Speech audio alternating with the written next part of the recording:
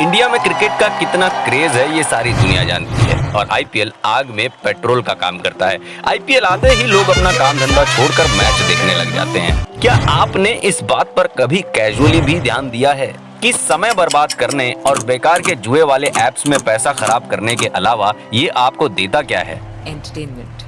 दोस्तों, क्या कभी आपने सोचा है कि पीतल की 1 से 2 किलोग्राम की ट्रॉफी और 20 करोड़ रुपए के इनाम, जो कि पहला इनाम होता है, से इतने बड़े बड़े लोगों का क्या होता होगा? दोस्तों, आईपीएल की टीम को खरीदा कैसे जाता है? इसे कौन कौन खरीद सकता है? क्या इसे कोई भी खरीद सकता है? आईपीएल की टीम को खरीदने की सबसे पहली शर्त ये होती है कि जो कंपनी या जो इंडिविजुअल उसे खरीद रहा है उसकी total asset value minimum 3000 crore रुपए होनी चाहिए। अब मान लीजिए कि आपके पास 3000 करोड़ की कंपनी है, तो अब आप इसे दो तरीके से खरीद सकते हैं। पहला, जो ऑलरेडी आईपीएल की टीम है, आप उनके पास जाइए और उनके शेयर्स खरीद लीजिए। दूसरा ये होता है कि जब बीसीसीआई नई टीम्स अनाउंस कर रही होती है तब आप इसे खरीद सकते हैं। उसका भी एक प्रोसीजर होता है। जो कंपनीज एलिजिबल होती हैं उन्हें सबसे पहले एक इन्विटेशन टू टेंडर खरीदना पड़ता है, यानी कि आईटीटी, जिसकी कीमत 10 लाख रुपए होती है और इसे खरीदने के लिए बीसीसीआई को एक ईमेल करना पड़ता है।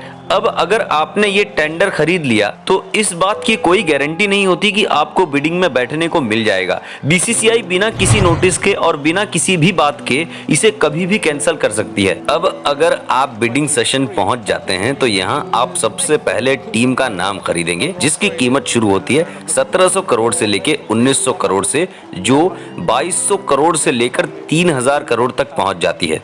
अब जब आपने टीम खरीद ली है तो आइए प्लेयर्स खरीदते हैं। दोस्तों, यहाँ जो प्लेयर्स होते हैं वो बोली में आते कैसे हैं, उनकी बोली लगती कैसे है? क्या इसमें कोई भी प्लेयर एंट्री कर सकता है? जी हाँ, कर सकता है, लेकिन सबसे पहले आपको इसके लिए स्टेट को कन्विंस करना पड़ेगा कि आप अच्छे प्लेयर हो। जब स्टेट आपको रिकमेंड करेगा तभी आप इसमें आ सकते हैं। आईपीएल में कैप्ड प्लेयर्स होते हैं, फॉरेनर प्लेयर्स होते हैं और अनकैप्ड प्लेयर्स होते हैं। दोस्तों, कैप्ड प्लेयर वो होते हैं जो इंडिया की तरफ से एक भी मैच खेल चुके हों और कैप्ड प्लेयर्स वो होते हैं जिन्हें स्टेट की तरफ से रेकमेंड किया गया हो, जो कि हर साल 1100 से लेकर 1500 होते हैं, जिसमें से 500 से 600 प्लेयर्स को शॉर्टलिस्ट किया जाता है। अब इन प्लेयर्स की फीस 20 लाख रुपए से शुरू होकर 2 करोड़ तक तय की जाती है, जिसे बेस प्राइस कहते हैं, जो प्लेयर्स खुद तय करते हैं और जो बिडिंग में जाने के बाद बढ़ भी सकती है। एक कंपनी के पास या एक टीम में 18 से कम या 25 से ज्यादा प्लेयर्स नहीं हो सकते हैं, जिसमें 8 से ज्यादा विदेशी प्लेयर्स भी नहीं हो सकते हैं। अब हमारे दिमाग में ये जरूर आता होगा कि इतने अमीर लोग यहाँ इस बिडिंग में बैठे होते हैं,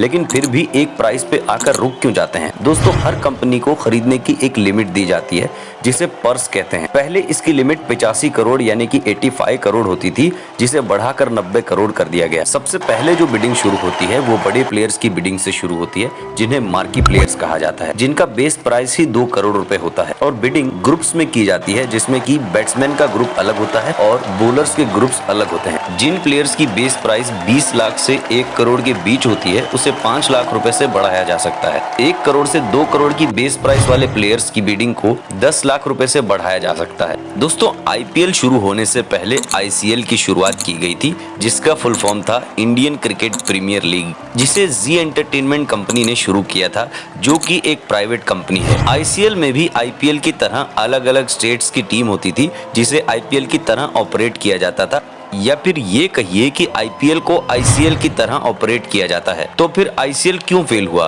और आईपीएल बनाने की जरूरत क्या पड़ी? दोस्तों, हुआ ऐसा था कि बीसीसीआई और आईसीसी, दोस्तों आईसीसी मतलब इंटरनेशनल क्रिकेट काउंसिल, इन दोनों ने इसे नकार दिया। बीसीसीआई ने तो ये तक ऑफिशियली अनाउंस कर दिया था कि अगर कोई भी प्लेयर आईसीएल में खेलेगा तो उसे बैन कर दिया जाएगा। फिर 2007 में बीसीसीआई ने खुद की एक लीग बनाई, जो कि सेम आईसीएल की तरह ऑपरेट करती थी, जिसका नाम हुआ इंडियन प्रीमियर लीग। उस वक्त इसे ऑर्गेनाइज कर रहे थे ललित मोदी। जब उनसे कहा गया कि आपने ये आइडिया आईसीएल से लिया है, तो ललित मोदी ने कहा कि ये आइडिया उन्हें फुटबॉल और बास्केटबॉल लीग से आया था, जो कि सेम फॉर्मेट पे बना है। ये सारी चीजें तो हो गई। अब सिंपल और सरल भाषा में ये जानते हैं, ये जो टीम ओनर्स होते हैं, ये लोग इतना पैसा खर्च करते हैं तो फिर इन्हें मिलता क्या है? दोस्तों, सबसे पहले कमाई का सोर्स होता है स्पॉन्सर। स्पॉन्सर्स भी दो टाइप के होते हैं। पहला होता है टाइटल स्पॉन्सर। दोस्तों, आपको याद होगा जब से आईपीएल आया है, इसे सिर्फ आईपीएल नहीं कहते हैं, इसे पहले DLF IPL कहते थे, उसके बाद पेप्सी IPL कहने लगे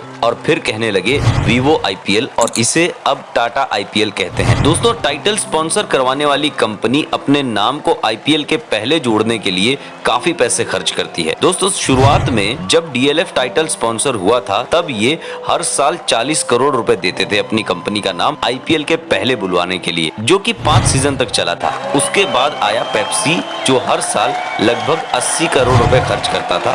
फिर आया वीवो ने 2016 और 17 में 100 करोड़ और फिर 2018-19 में 440 करोड़ रुपए खर्च किए थे। 2020 में आया ड्रीम 11, उसके बाद फिर से वीवो आ गया। अब टाटा ने भी 330 करोड़ रुपए खर्च किए हैं IPL से पहले अपनी कंपनी का नाम लगवाने के लिए। दोस्तों टाटा ने 2 साल का कॉन्ट्रैक्ट किया है जो इस साल खत्म हो जाएगा, यानी कि 2023 में। दोस्तों BCCI को टाइटल स्पॉन्सरशिप से जो पैसा मिलता है उसमें से BCCI 50% खुद रखता है और 50% टीम्स को बांट देता है। दोस्तों जब स्ट्रेटेजिक ब्रेक होता है तो उसमें कभी भी सीधे सीधे ब्रेक नहीं बोला जाता है, वहां भी एक ब्रांड का नाम जोड़ते हैं जो कि सियाट कंपनी है जो इसके लिए 30 करोड़ रुपए पे करती है। और जब आप स्क्रीन पर पावर प्ले देखते हैं वो किसी न किसी कंपनी ने स्पॉन्सर किया होता है। दोस्तों एक IPL की आउटफिट पर 10 ब्रांड के लोगो होते हैं, 6 जर्सी पर, 2 पैंट पर और 2 टोपी पर होते हैं। दूसरी कमाई का सोर्स होता है ब्रॉडकास्टिंग, यानी कि जिस चैनल पे IPL के मैचेस दिखाए जाएंगे। दोस्तों BCCI ने पहले 10 सालों तक सोनी को ये ब्रॉडकास्टिंग राइट्स दे रखे थे 2008 से लेकर 2017 तक, जिसकी फीस BCCI ने ली थी 8,200 करोड़, जो कि हर सीजन के हो जाते हैं तकरीबन 820 करोड़। साल 2018 में ये राइट्स स्टार स्पोर्ट्स ने BCCI से खरीद लिए थे 16,400 करोड़ रुपए देकर, जो कि 5 साल तक थे, जो हर साल के हो जाते हैं लगभग 3,300 करोड़। दोस्तों इसमें से भी BCCI 50% खुद रखता है और 50% टीम्स में बांट देता है। दोस्तों जब IPL चल रहा होता है उस वक्त अगर आप अपनी कंपनी का एड चलाएंगे तो आपको 10 सेकंड के एड के लिए 14,50,000 रुपए देने पड़ेंगे। इसीलिए ब्रॉडकास्टिंग चैनल्स इसके लिए इतने पैसे खर्च करते हैं। दोस्तों स्टेडियम्स में टिकट बेचकर जो पैसा आता है उसमें से होम टीम को 80% मिलता है और 20% मिलता है स्टेट क्रिकेट एसोसिएशन को। दोस्तों होम टीम यानी कि अगर मैच राजस्थान में हो रहा है तो राजस्थान रॉयल्स को ये फायदा मिलेगा। दोस्तों टिकट बेचकर जो पैसा आता है वो तकरीबन 4 करोड़ रुपया होता है और हर टीम को 7 होम मैचेस खेलने का मौका मिलता है ताकि सबका फायदा हो सके। IPL मर्चेंडाइजेस भी एक तरीका होता है इनकम का। इसमें cap, keychain, mobile covers, T-shirt वगैरह पे IPL का लोगो लगा के बेचा जाता है। वो पैसा सिर्फ IPL की टीम्स को ही मिलता है। और IPL सीजन जैसे ही शुरू होता है आप क्रिकेटर्स को IPL की जर्सी पहनकर ऐड करते हुए जरूर देखते होंगे। दोस्तों इस तरह के जितने भी एड्स आप देखते हैं उनके पैसे टीम ओनर्स को मिलते हैं, यानी कि जिस ब्रांड का एड हो रहा है वो कंपनी टीम ओनर को पैसे देती है। इसका मतलब ये हुआ कि क्रिकेटर को जितने पैसे बोली में मिलते हैं उसी में ये सारी चीजें इंक्लूडेड होती हैं और इसी के चलते टीम ओनर्स खुद के ब्रांड्स का प्रमोशन भी करवा लेते हैं। दोस्तों अगर आपको ऐसा लग रहा है कि टीम ओनर प्लेयर्स का फायदा उठाते हैं तो आप ये भी जान लीजिए कि जब तक IPL चलता है उसमें और भी खर्चे होते हैं, जैसे कि ट्रैवलिंग, होटल्स, ट्रेनिंग, प्रमोशंस, इन सारी चीजों को मिलाकर एक टीम का तकरीबन 200 करोड़ रुपया हर साल खर्चा होता है।